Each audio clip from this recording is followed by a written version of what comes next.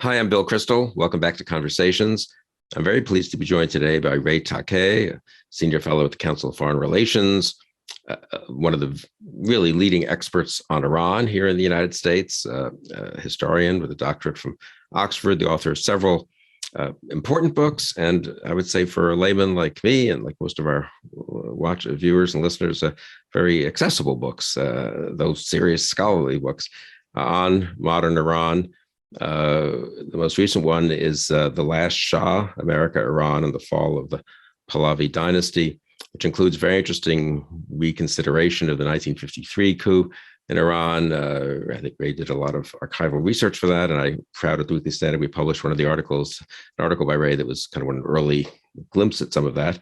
He's the co-author with Eric Edelman, who's been on this kind of these conversations several times, of a book in just 3-4 years ago, Revolution and Aftermath, Forging a New Strategy Toward Iran. So, Ray, thanks for joining us today. Thanks very much for having me. No, it's great to have you, and of course, Iran. So, I mean, let's just dive right in. I mean, what's happening there? Obviously, very dramatic, very moving scenes from Iran. How should we understand what's happening? How serious it is? Is it how different is it from previous failed, unfortunately, efforts to shake the Ayatollah's regime there? Well, these protests are more serious than the previous ones. Because they tend to encapsulate all the previous grievances within them. The catalytic event that sparked all this was the death of Miss Amini in custody in early mid-September by the morality police for her headscarf. But these are not female emancipation protests, although they are that. They tend to be political grievances, economic grievances, cultural grievances, religious ones.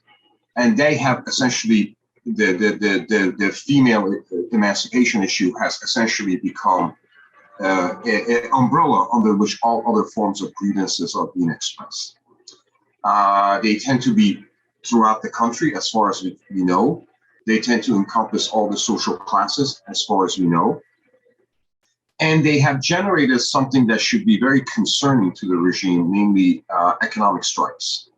Now, you can say the Islamic Republic has been a land of work stoppage. There has been strikes throughout the country for many years. Most of the strikes that we have seen have resulted because of work conditions and wages. Then they become politicized very quickly. The recent strikes of oil workers were not the result of economic grievances, but as expressions of solidarity with other protesters. That's qualitatively a different issue. So the regime has to concern itself with popular protests marrying themselves with economic strikes, and that would be a crippling situation, as it was for the Shah in the fall of 1978. Yeah, so let's talk about that. So these began as you say, sort of protests about the forced wearing of the hijab and the morality police. Were you surprised, or what were the key moments, do you think, that led it beyond, sporadic protests that we've had in the past that have died out or been ruthlessly suppressed? Do you think it now really is a broad, it is now broad enough to be a genuine threat to the regime? Well, throughout the summer, Iran had a very peculiar, uneasy summer. Even when I was observing it from this far away, I remember talking to my friends, saying there's something weird about what's going on in the country, because you had two phenomena taking place at the same time. You had a lot of protests. Teachers were protesting about their pay, retirees about their benefits, farmers about lack of water. Women were protesting throughout the summer about the enforcement of their religious attire. And the regime was becoming even more inflexible.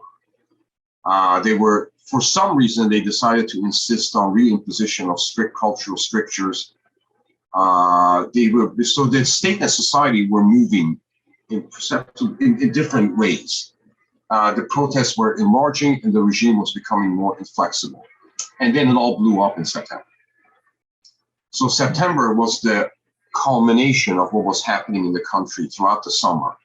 And it gained a symbolic significance beyond the individual act. That always happens when the individual in Tunisia, the street peddler, burned himself. That provoked a crisis. He wasn't the first person to inflame himself, but that provoked a larger crisis. Iran today, in my opinion, is in some kind of a revolutionary stage. We are not in pre-revolutionary situation. So what I mean by that, I mean three things. Number one, all social classes are united behind the idea that they want extinction of the regime. Number two, all the social classes seem to be united on the proposition that reform is not possible, that the regime cannot amend its ways, and therefore it has to be root and branch. And the regime has a narrative that suggests all the opposition sentiments are foreign inspired by the Americans, what they call the Zionist entity. At times, they enlarge the menu of countries that are involved. Saudi Arabia gets into it, French intelligence get into it, the British intelligence get into it. But basically, their response is these are foreign instigated crises. So the regime has a narrative that not only does not satisfy the oppositionists, people in the street, but it is contested within Iran itself, within the Iranian press. There are many people who are saying, no, this is not, we have to look at the root causes of this. So the regime has lost its narrative because it has lost its bearings. It is its typical strategy for dealing with protests, and it's well experienced, as you said, in dealing with protests. They show violence very quickly and sharply, then disable social media and isolate the demonstrations from each other and wait for them to peter out. They don't want to use massive violence. Some would say because they don't want to create a cycle of protests that such violence sometimes generates. I would say because they're concerned about the reliability of their security organs. So at this point, the containment strategy doesn't seem to work. They have used violence. 185 people or more have died, as far as we know. And now they're in a position where the protests are not petering out, but they're in many ways they become aggravated. So we're in a revolutionary stage. We're at the beginning, we're at the middle, where we are, how mature is this? You can only know, if at all, in retrospect. But Iran is no longer an island of stability, as Jimmy Carter called it in 1977. And you think it's pretty, I mean, this is different from 2009 or 2017 or 2019. Yeah, I think you didn't think in real time necessarily that we were in, I mean, we're not just, this isn't just wishful thinking on our part. You think it really is qualitatively, ultimately resulted in a revolution, of course, but qualitatively different kind of threat. And is that because of the explicitness of the threats to the regime, that's what's at stake, not just we want more reformist policies or we want better, more liberal economic policies or whatever, or is it because of splits in the regime? Or talk a little bit about that. Well, all those protests that you mentioned are precursors to this. This particular protest that we see today is a line on a continuum. 2009 was when the regime orchestrated a fraudulent election, and it led to middle-class revolt about franchise, and obviously to political overtones very quickly. 2017 and 19 protests are very critical because they were the revolt of the poor. The regime had always thought that no matter what happens, the poor that were tied to the regime by patronage and piety were going to be its last source of support. The poor and the oppressed, after all, were those in whose name the revolution was waged. So they lost the poor. And this protest is important because it sort of galvanized all these social classes together. So this is a culmination of all these previous indications of dissent. So it's not that those happened and failed. Is the regime continually lost constituencies along the way. And this is a culmination of its loss of all of its constituencies today. So those protests were critical in terms of what they weakened the regime, they weakened the immunity system that made it vulnerable to what is, in my opinion, a revolutionary upsurge today. Are there splits within the regime, within the ruling elites? There are three narratives in Iran today. First of all, the regime, since 2021 election, Ali Khamenei, the supreme leader, has engaged in massive purge of the political elite. There were people who were conservative establishmentarians who are now dissidents. Ali Larijani, who was former member of the elite, former longest Speaker of Parliament in history of Iran, was disqualified from running for the presidency in 2021. Hassan Rouhani today is in some form of opposition. So the regime, Rouhani being the most recent, the most recent president from 2013 to 21, 12 to 21. There are three narratives in Iran today. There's a regime that says all these are foreign inspired. There are people like Larijani and many people in the political elite, and I want to differentiate the political elite from the governing elite. People who are in the political society, but they don't hold government position because they've been excised from body politic.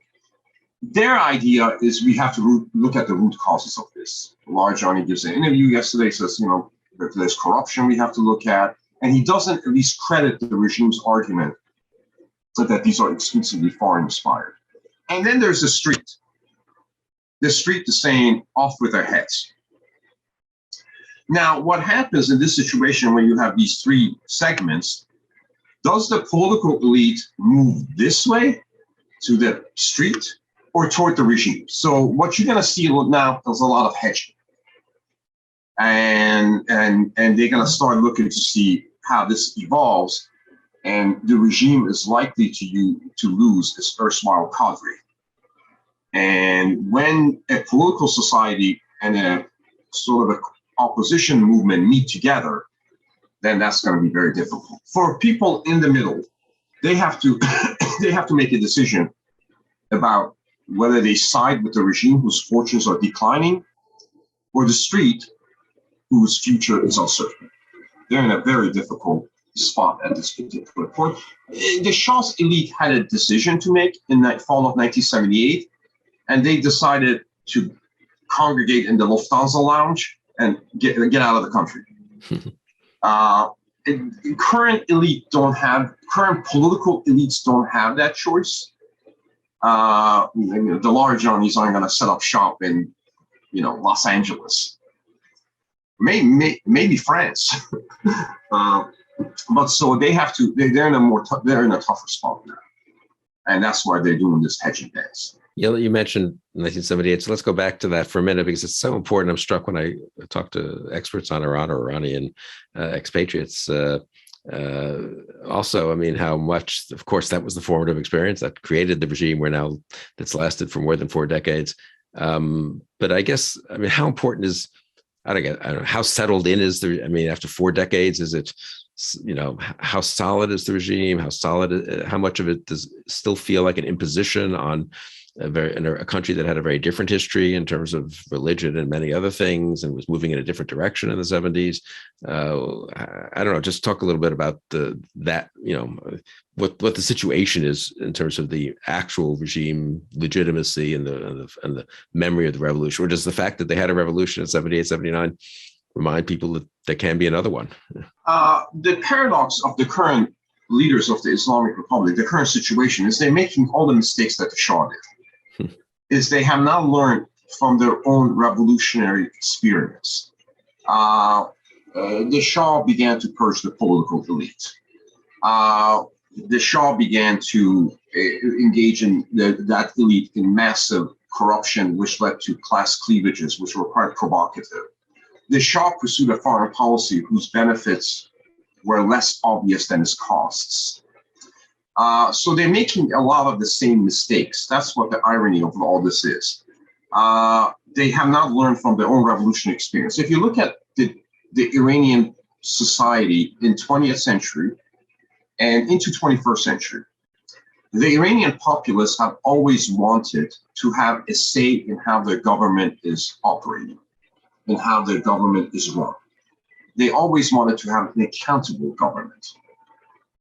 The Shah's bargain with them was a transactional one, political passivity for economic benefits. Even if the economic situation has not deteriorated in the mid-1970s, that bargain was not sustainable. The Islamic Republic's bargain was some measure of representation with elections and so forth before they totally emasculated the political process. and promise of divine, benefits and the government of God. That is also unacceptable. The Iranian people want an accountable government. And how that accountability is expressed in what form of democratic modality, that can be sorted out. But the Islamic Republic has not been able to offer that. The Shah did not offer that. And there have been rebellion against both governments. State and society have always been at odds. I would say in most cases, the state has prevailed. The Shah was in power for 37 years. The Islamic Republic is celebrating its 42nd year in power. But the grievances that have generated this sentiment have not been evaporated. And in my opinion, at this particular point, they're at a position where it depends how the future evolves, they're in a position to succeed again. By the way, the post-revolutionary government may also be a disappointment, but we're in a different situation. And how much loyalty is there to the Islamic Republic? I mean, it's been 2 generations that have grown. If you're under the age of, literally, if you're under the age of 42, you've never experienced anything else. And if you're under the age of 55 or 60, you really haven't. You certainly haven't as an adult, right? So, I mean, is that just sort of the way it is and it's got to be? What's striking for me, looking at these at the revolution, at what's happening on the streets, is they seem to have shaken off that sense, which is so important, I think, to the preservation of dictatorships, that this is either the way it has to be because of overwhelming force or the nature of things or some kind of history or whatever, or God, or this is the way it has to be in the sense of we just can't fight it because the power is overwhelming. But how much of those 2 pillars, if I'm right to think those are 2 of the normal pillars that prop up authoritarian governments, kind of, let's call it, fatalism and, weak sense of overwhelming power on the one hand, or a sense of history, destiny, fatalism on the other. How strong are those, or how not strong are those in Iran today? Well, given the persistent protests that we have seen, fatalism doesn't seem to affect the population. They still take to the street in the hope of having some sort of a change. And they even participated in various elections in order to nudge the government in the right direction in the past. But as I said, the electoral process has been emasculated, and an important safety valve has been stuck down. The Islamic Republic today survives, or did survive. All authoritarian regimes rely, in my opinion, on 3 things. First of all, let's talk about legitimacy, which is very difficult to measure. When a government doesn't have legitimacy when it collapses, then you say, that government did not have legitimacy. So whatever legitimate it's had in terms of accountability to citizens, it obviously doesn't have that given the widespread protests across social classes. Fear. Authoritarian governments can stay in power because of fear. Given what we see in the streets today, fear does not seem to be an important obstacle to the demonstrations, and the regime has to worry about the cohesion of the security forces as it moves to a period of repression. The third thing that the Islamic Republic does have going for it is atomization of the opposition. And it does have that going for it today. In a sense, we don't see a trade union, a political party, a charismatic personality. They have not evolved. That's both an advantage and disadvantage. The advantage is there's no political leadership you can arrest, therefore disable the system, evaporate the opposition sentiment. The disadvantage is a revolution cannot succeed without revolutionaries. And at some point, this nascent and widespread opposition sentiment has to cohere in some measure, and has to develop oppositionist leaders, whether they'll be local leaders or some sort of a thing. It is my hope, and it is my belief, that as a social protest movement matures, it develops its own oppositionist forces organically. But that's one thing the regime has going for it at this point. The opposition has widespread discontent going for it. Social classes who have lost their fear. A symbolic event in Mahsa Amini's killing in custody, but it still has not generated its Lenins and its solidarities and its clerical estate has landed in the late 70s. And how hard is it for that to happen if they're able to disable the internet and sort of connectivity within the society, and it's atomized anyway? And and there are different parts of Iran are quite different from each other, obviously, and the grievances of the women or some middle-class women are somewhat different from the grievances of oil workers? Or is that doable, undoable? How much of a barrier is that? We are seeing people come together and put aside their class affinities or even their ethnic differences. The regime is trying to portray this as an ethnic uprising, a more Kurdish uprising, because Ms. Amini was of Kurdish extraction. They're becoming particularly ruthless in the Kurdish areas. Whether that's necessary or not, they're hitting the Kurdistan in Iraq. So they're trying to portray this as an ethnic issue. But what we see is people who may not have the same grievances crediting the grievances of the other. The oil workers stood up for gender representation. They didn't have to do that. They're male and working in the factories. The political slogans lead me to believe that they're shedding class and ethnic identities and coming together in a mass opposition to the regime in terms of its extraction, not in terms of its reform. Whether this process will generate its own leaders, that will be the hinge moment where the revolution goes from revolutionary stage to a culminating event that causes the collapse of the regime, although it is difficult to say how exactly that regime collapses at that time.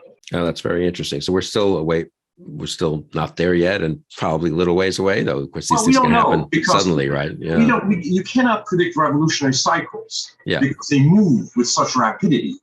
Yeah, or they stall out for a while and then move rapidly. There are ebbs and flows. If I put it in the context of the Iranian Revolution, 1978-79, it is difficult to say when a revolution started, but usually people say fall of 1977, when you begin to see both religious and secular protests coming together. And then there were periods of ebbs and flows. In the spring of 1978, the revolution succeeded in February 1979. In May of 1978, the demonstrations had petered out. The Shah was talking very confidently. The anniversary of Ayatollah Khomeini, the leader of the revolution, who was expelled from Iran in June of 1963, the anniversary of his expulsion was not widely commemorated. So going into summer of 1978, one of the peculiarities of the Iranian Revolution is in summer of 1978, everybody left the country. The Shah went to the summer palace for the whole summer. The American envoy, Bill Solomon, went on extended home leave. The British envoy went on extended home leave. And they all said, okay, the government seemed to have managed the latest crisis. And then came the summer, where the wheels went off. So a revolutionary situation is so say a couple of more words just about the events, which you know this so well, but most of us don't, of course, remember it or didn't study it. And what were the key, just such an interesting case study? Were there moments that were sort of galvanizing? Yes. The galvanizing moment in the Iranian Revolution of 78-79, in my opinion, was August 1978. In August 1978, there was a movie theater in the southern city of Abadan, Rex Cinema, which was set on fire. 479 people died. It was the most egregious act of arson in Iran's modern history. Ayatollah Khomeini, from his exile, which at that time was Iraq, managed to turn that as an act of Shah. The Shah did this. We now know from later testimonials, including court proceedings of the Islamic Republic itself, that it was the Islamists themselves that did that. That became the catalytic event, in my opinion, similar to Ms. Amini's death in custody. After that, the demonstrations that were in few thousands became much broader. After that, you began to see oil strikes and economic stoppages come into the picture. And after that, the Shah lost his narrative. So in August 1978 was an inflection point in Iran's revolutionary trajectory at that time. It is the Shah left how much later? The Shah will leave in January 17, 1979. So, in my opinion, Ms. Amini's death is the new Rex Cinema. Now, that doesn't mean it'll be 6 months from now, but we're in that. That's the revolution today has had a symbolic spark. and the regime is behaving in a similarly ham-fisted way that the Shah did. Just one example. In August, when the Rex Cinema bombing took place, a week later, the Shah's mother had a celebration of the 1953 coup, which, as you recall, also took place in August 1953. And they celebrated that with fireworks, massive fireworks throughout the country. That's how much out of touch the Shah's regime was in August 1978. When Ali Khamenei goes out there and say the Zionists and the Americans did this, that's how out of touch he is. That's the bubble that he lives in. So the resonances between the two events are quite striking. And, history doesn't happen just because it should. Mm-hmm. And history doesn't repeat itself, but it sure is rhyming in streets of Tehran today. Yeah, interesting. A couple of things. So I very much like your phrase about the different groups of protesters crediting each other's grievances, and that's sort of a key to getting from a bunch of grievances to a revolutionary situation. And that's, I think, a nice formulation. I guess that happened also in 78, 79, right? You had Marxists and Islamists. Liberals, secularists. Yeah. Yeah. Traditionalists, everybody. And so of these groups, you mentioned earlier the strikers, and that had been an important moment, I think in 78, when the Bazaar went on strike, and oil workers, petrochemical workers. You see, and my sense is we see a little bit of that just beginning to happen now. Is that right? Yes, that's right. The Tehran Bazaar has closed. Oil workers have stopped, have walked off, petrochemical workers, and so on. So we have seen some work stoppages, which, unlike previous occasions, were expressions of solidarity with the protesters. How broad-based is the economic unhappiness? One thing that strikes me when you read about the Soviet regime falling, people like me were much more interested in, just more naturally more knowledgeable, I guess, maybe the protests against, obviously on behalf of freedom, and by different groups of dissidents. It turned out, though, also that I think people had, by the 80s, understood that the economy was not doing what the leaders said it was doing, and they were just looking around the world and seeing how much behind they were falling, and there was enough ability to see what was happening elsewhere in the world that gradually seems to have permeated quite a lot of at least the upper middle classes, maybe the whole society for all I know. Waiting on lines, all those jokes, when one reads from the Soviet Union about waiting on line for 5 hours for soap or something. I mean,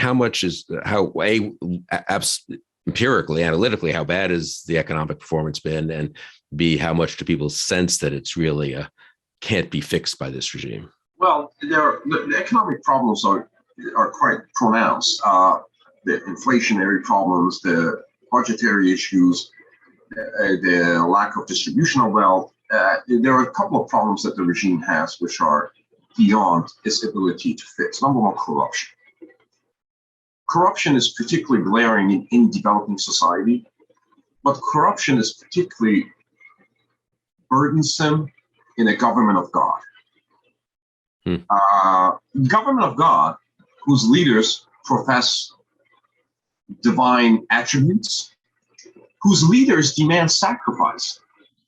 They get into the BMWs and so on. So when the government of God is corrupt, is a different sort of issue when you have a run-of-the-mill third world autocracy.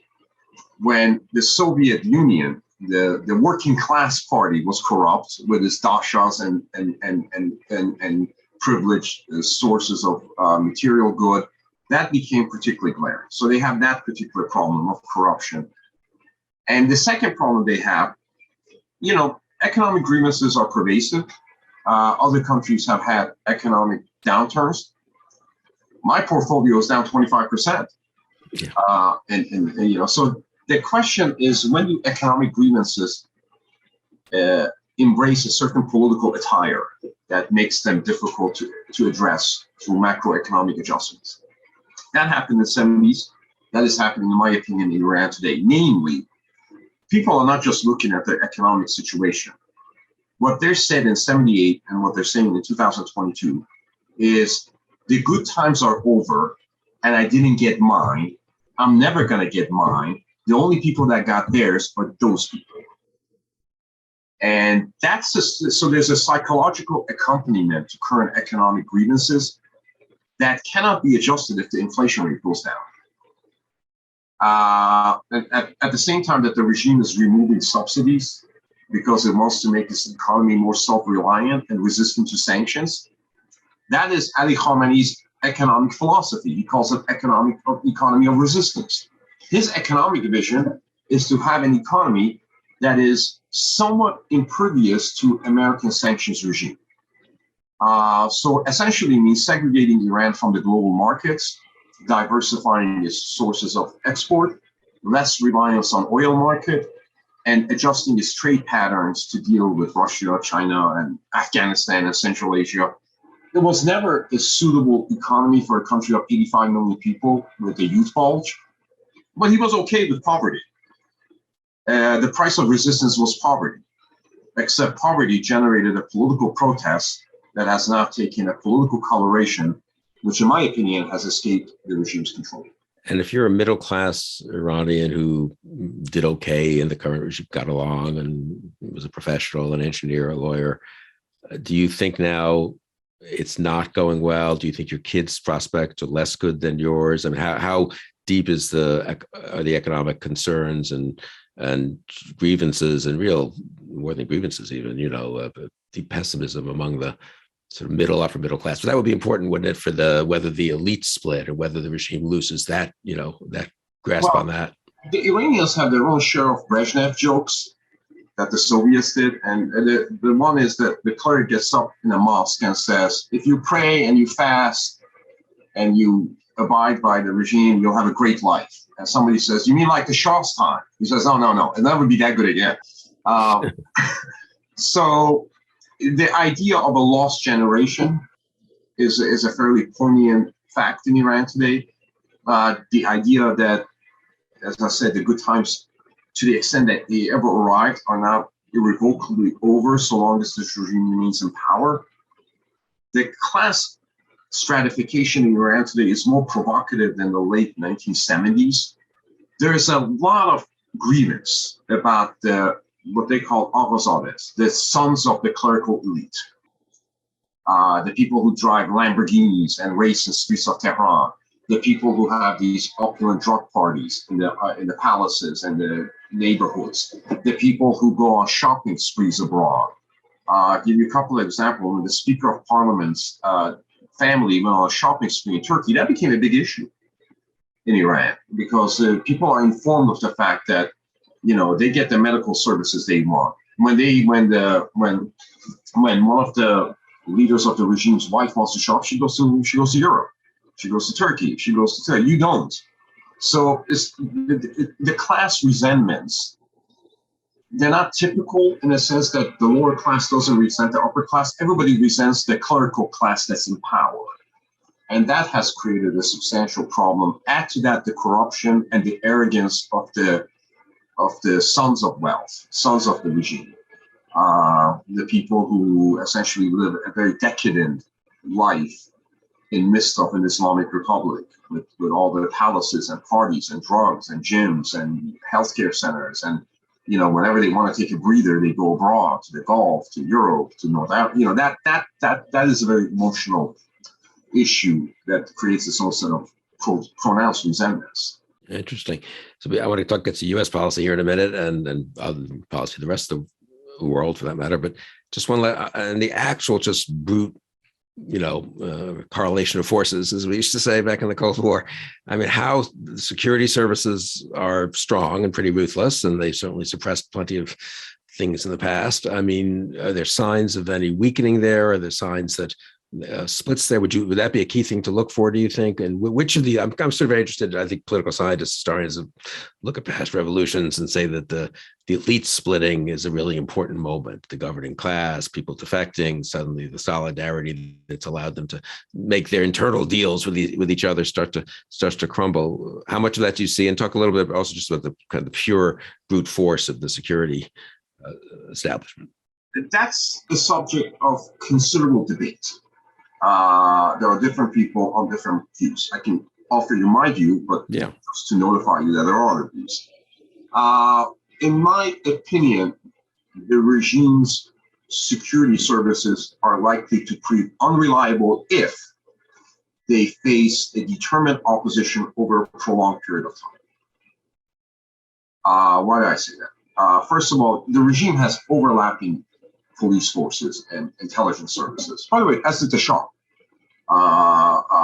So one of the things we can say about the intelligence services of the regime and its own internal cohesion is we can safely say that they have put the word failure in intelligence failure. So obviously they're not as well in assessing the society's ills. And otherwise they would have told the leadership, look, as you engaging in this activity, you better be worried about the popular backlash. Or it is possible that they did offer that analysis and that analysis was ignored or was not relayed to the top. We don't know how the intelligence information is being distributed in the Islamic Republic. The only thing we can say is that they seem to be suffering from some sort of a failure to understand their own society. Number two, almost all the Iranian Revolutionary Guard forces, which they haven't sought to deploy, I don't think the Basij, this paramilitary militia, popular militia they have, is going to be that reliable anyways. But the Revolutionary Guards is a force of 125,000 people. I think about 10-15% are officer corps. So that puts them at 100,000 foot soldiers. By the way, that's not enough to deal with the nationwide protest movement. But even of that 50,000, of that 100,000, about 50-60,000 are conscripts. So if you're a conscript, you're not going to be a conscript forever. You're there for 1 year, 2 years, you got 6 months left, 7 months left. And here's what the regime is asking you to do. It asked you in 2017 and 19 in particular, before the recent outburst, the regime itself identified 2019 as one of the most serious protests it faced. Why? Because some of these security forces who are conscripts from lower classes were asked to go into neighborhoods that were familiar to them, to deal with people that were culturally similar to them, and actually engage in repression. That's the hard thing to ask a conscript to do. So right now, if you're a conscript, you're standing outside a middle school, an all-female middle school at 3 o'clock in the afternoon. And a 13-year-old adolescent female comes up to you, takes her headscarf off, and cuts her hair. You have 3 options to deal with the situation. You can shoot her, and all hell breaks loose. You can arrest her, and all the neighbors come in and throw garbage at you and curse at you and say, what are you doing? This is $1, you know. You can look away. If you look away tomorrow, instead of 1, 3 of them come up to you. One of the things we know from the archives of the monarchy, that the Islamic Republic itself has published. The Shah was the ultimate Nixonian state. Everybody recorded each other. Everybody was tape recording each other, as is the Islamic Republic, by the way. The military deliberations of the Shah's generals are recorded, and Islamic Republic published them. And when we read their deliberations, the Supreme Military Commanders Council, as they call it, the Supreme Commanders Council, what they're most concerned about is the psychological pressure on the troops and the possibility of defection if these troops are battered psychologically day after day, day after day, day after day. If you have to send conscripts day after day to poor neighborhood and to shoot 14-year-olds, I just don't think that's a reliable army. By the way, national armies don't like to shoot their people. We know how difficult time the Chinese had in Tiananmen Square between military, within the military, between civilian and military, within the civilian leadership. So if the Islamic Republic has only its armed forces to rely on to repress a national sentiment, then I think they're in deep, deep trouble. And those guys you see on the clips on motorcycles, I don't know, that's more what are they called? The internal, sort of thuggish enforcers, I guess. They're paid, I suppose, so they do it, but how strong is that, do you think? Well, that's the question, right?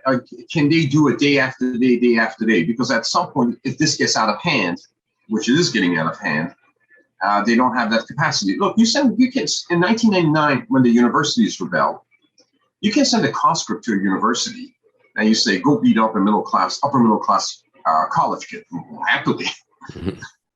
But now you're saying go to an all-female university, where Ibrahim Raisi went to a religious university that was all-female. He was heckled. Yeah, that was striking. So he can. That was just last weekend. Yeah, he can tell the security services go shoot those women. Islamic Republic has to now shoot a lot of women. And there's a problem with that because women in the Islamic societies may be second-class citizens, but also their protection and guardianship is a male duty and a male virtue. And silly now, the average age of a person being arrested is 16 years old. By the way, when they arrest them, they process you out.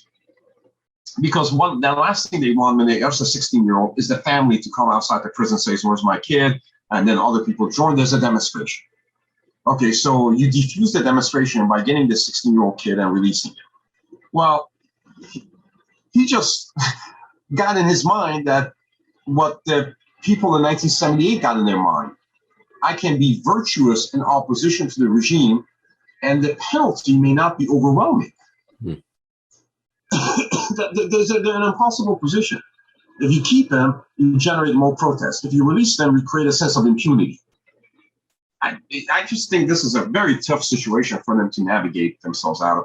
Very interesting. We're speaking, I should have said this earlier, on October 13th, just so when people look in the future, they'll know quite at which stage of the revolutionary process we're giving this real-time, very interesting and helpful, I think, real-time commentary on. So let's talk about the U.S. You worked in the U.S. government, and obviously we have, maybe we do, maybe we don't have some influence. I don't know. Do we? I mean, what should we be doing? What are we doing? What did we do in the past that was right or wrong? How much can we help? Well, this is an Iranian internal situation, and it will evolve accordingly. The United States will have a limited role, but that doesn't mean it doesn't have a role. I think the rhetoric of denouncing the demonstrations and denouncing the regime coming from all Western governments, not just the United States, has been very healthy. I think the cultural figures embracing the opposition has been very important. Whether it's the athletes, whether it's the students, Kanye, whoever these people are that are embracing the opposition in Hollywood. I think that's important. Like, I just know that's happened internally too, right? I think Shea Kateri wrote a piece of the Bulwark saying that had not happened earlier, that the wrestlers, the Olympic team athletes, the movie stars have embraced the demonstrations in a way that the global culture will be embracing this, because this is no longer, Iran has been for too long a partisan issue in the United States. It's now exceeding those partisan parameters. Different people from the liberal Hollywood to the more conservative elements of our society are beginning to embrace the protests, and that's a good thing. Now, what role can the United States play? Obviously, penetration of the social media and technology is important. As I mentioned when we began, there are three narratives in Iran. The middle narrative are former regime stalwarts who are hedging. The question is what role the United States has in order to help them hedge the right way.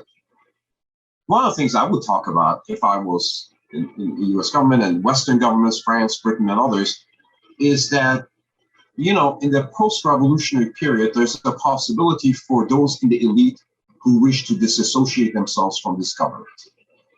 The future of Iran should be more of a South African future with the Truth and Reconciliation Commission, as opposed to the 1979 situation of executions. We believe that reconciliation will be the future of Iran once the current government, with its limited base and limited cadre, goes. I would try to essentially say those things, a vision for post-revolutionary Iran, in order to help those in the middle to say, okay, if these revolutionaries succeed, I'm not going to be one of the Shah's generals executed on the second day. That the opposition should start talking about truth and reconciliation, about the future where the country comes together as opposed to falls apart, about the future where the social classes unite as opposed to conspire against each other. So that gives some degree of, it was like South Africa. If you confess to your crimes, you can have a life in the society. That's one thing I would work on in terms of messaging if I was the U.S. government. Now, the fourth thing, the elephant in the room is the United States may not be able to expedite the revolution, but it can, in my opinion, prolong the life of the regime. Let's go back to 70s, Bill. That's our favorite decade. It is my opinion that détente prolonged the life of the Soviet Union. I realize it's a contested view. Different people have different perspectives on it. It is my view that détente and the injection of commercial and financial contracts in the Soviet Union prolonged the life of the Soviet Empire. An arms control agreement today, which will result in billions of dollars going into the regime, will have two impacts. Number one, it will help fortify the regime. Number two, it will deal a psychological blow to the opposition in a sense that will credit the regime that, that there's nobody out there that cares about your sentiments. So I would, the Iran nuclear deal was never a good deal. It never provided sufficient obstacles to the Iranian nuclear trajectory. It's certainly arms control is no longer, in my opinion, is no longer a suitable situation today. So it's what the United States shouldn't do that may be as important as other things it can do. No, that's so important. I mean, I was against the Iran nuclear deal. I thought just as a kind of matter of, do we know that it will really slow down or stop the nuclear program? And do we have sufficient checks and safeguards and visibility? There were like arguments, let's say, within the nuclear context, within the nuclear deal context against it. But what you're saying really is, I think, very important. It would at this point legitimize the regime. It would weaken the protesters at a moment when there really is a chance for a transformation in Iran that would be so healthy for the people of Iran and presumably for the whole region, right? So, well, we have to grasp our head around the fact, and it'd be very difficult to do, that arms control, this is no longer an arms control issue. Yeah. And I think that's going to be very difficult to grasp one's head around. Yeah, explain that a bit. So what do you mean when you say this is no longer an arms control? This is about the regime. This is about state versus society. This is about the regime. Yeah. This is about the future of Iran. It's no longer about which year you put rotors and centrifuges. Yeah. Year 6 or year 7 of an evaporating agreement. And that's going to be very difficult to do for the American bureaucracy because arms control is easy, right? You just have a couple of nuclear scientists and try to figure out what to do. To understand the characteristic of a rebellious society and how you can attenuate the strengths of a despotic regime, that's hard in any context. And it's particularly hard today because we've been incarcerated in an arms control mentality. I would say arms control, any arms control with any country requires two assumptions. The first assumption is that the country on the other side is pragmatic. In a sense, it will put ideology aside and abide by its agreements. The second is that it is the responsible stakeholder for residual nuclear assets, because you're talking about arms control, not disarmament. Those two assumptions, pragmatism and responsible stakeholders, we're wrong about the Soviet Union, we're wrong about North Korea, they are wrong about Iran. So arms control seems to me always a deficient exercise, but it's particularly misplaced today. Now, I would say the proponents of arms control, if Henry Kissinger was here, he would say that arms control with the Soviet Union in of itself was a moral cause because you're reducing nuclear danger and so forth. So there are arguments on the other side. I just think this issue is no longer can be considered as an arms control issue. And to what degree do you think, so if when we're advising the Ayatollahs, it seems to be someone could come up with two different arguments, actually. One is take whatever offers on the table, get back into the JCPOA, get American and West European legitimation of the regime, disable the protesters. You can cheat 5 years from now and do whatever you want on your nuclear stuff, but this is a crisis. So do you think there's a chance they'll go in that direction? And then second, and the opposite, or could they go for a breakout and sort of try to terrify the West in a sense to legitimizing the regime by sort of, we are now one step away from, having nuclear weapons. You can't it's sort of a Putin play in Ukraine. You can't mess around with a regime that's nuclear and so forth. Well, you offer two arguments, whether they want to take a deal, whether they're going to escalate in order to get a deal. Well, we see they're escalating. They announced they're advancing, new machines are being operated and so on. Now, whether this escalation is for the purpose of an agreement or detonation is a different thing, Bill. What about the so I put the detonation in that second scenario. Is that something that they could do to show they're strong? That they're not. I think that's when you talk about dire scenarios. I do think that's one thing you have to be concerned about. Look, right now, if the Iranian regime wanted a porous, permissive agreement, it could have it. There is an offer on the table. The offer has not been withdrawn. It has not been amended. It has not been adjusted. If they want a porous, irresponsible arms control agreement that will immediately deliver billions of dollars in dividend, all they have to do is call the Director General of IAEA or the European permanent European. That's all they have to do. And incidentally, just to be clear, it delivers billions of dollars because sanctions come off if the deal goes back. That's right. That's right. So they can, if they, whatever it is, at 6 p.m. in Tehran, if they call up the Director General, the European permanent representative, and say, yeah, we're going to sign on the dotted line, that agreement will go through. As far as I know, that agreement has not been, our offer, the Western offer to Iran, has not been withdrawn. It should be withdrawn, but it has not been withdrawn. So what the Iranians will do is certainly escalate the nuclear activities.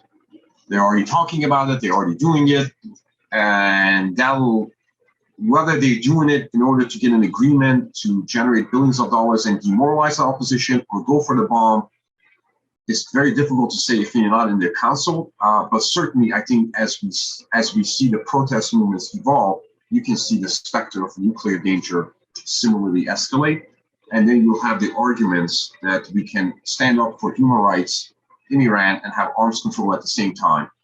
It's a circular argument. You can't have both. You have to make a choice. But that argument is likely to be more credible. By the way, that's the argument of the U.S. government today and the European governments.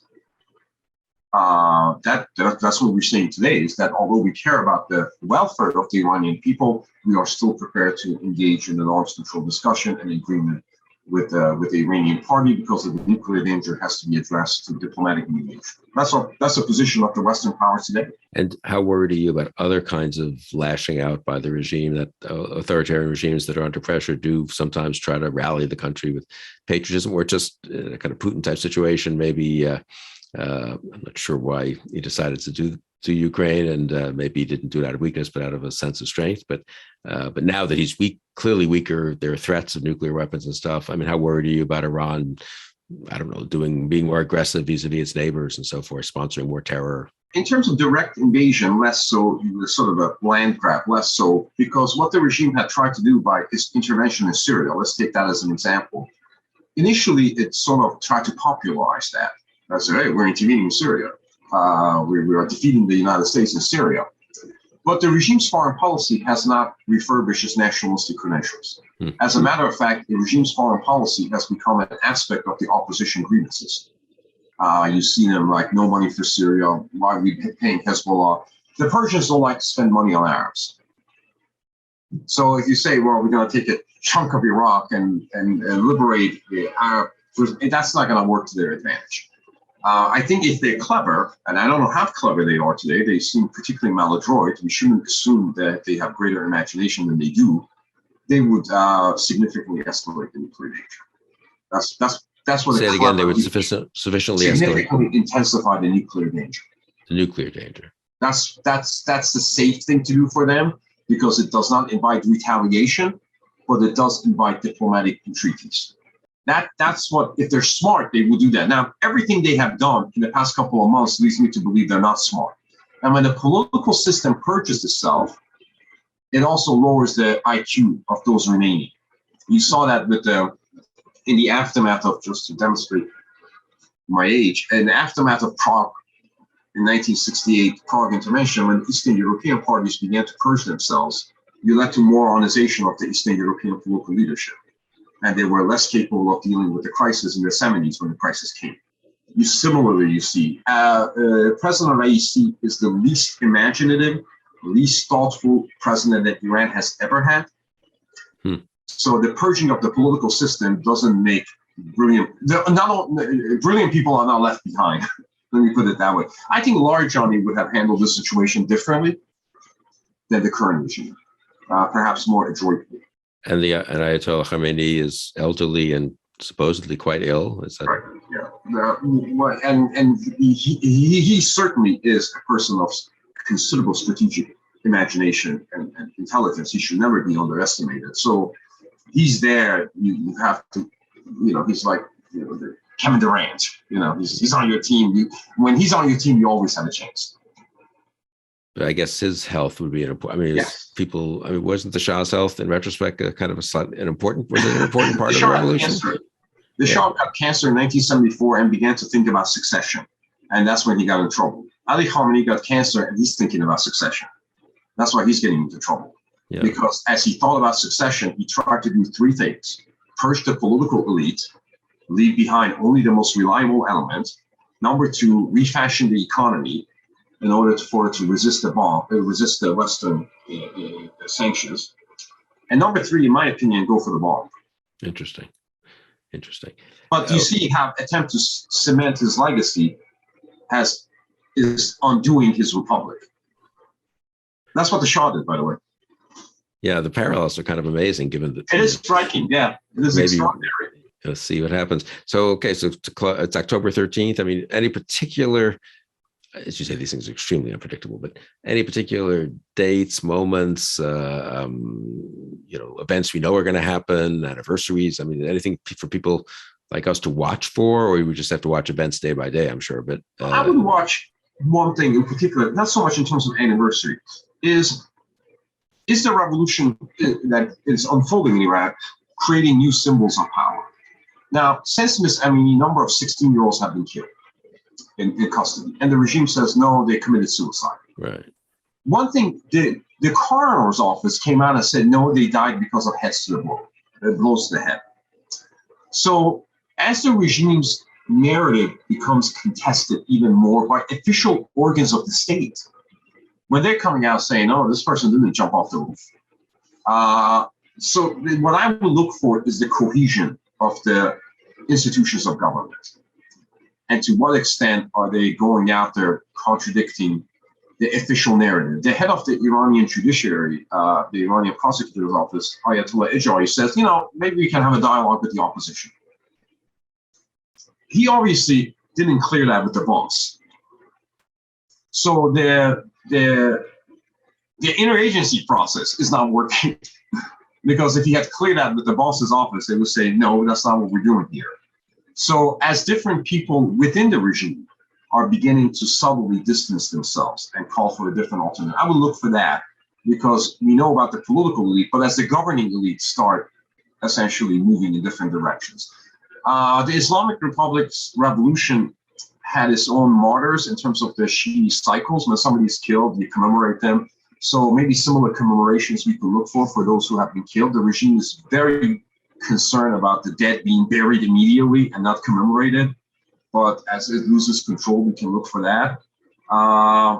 And as I said, we're in an ongoing process where the regime's strength is eroding and its controls are evaporating.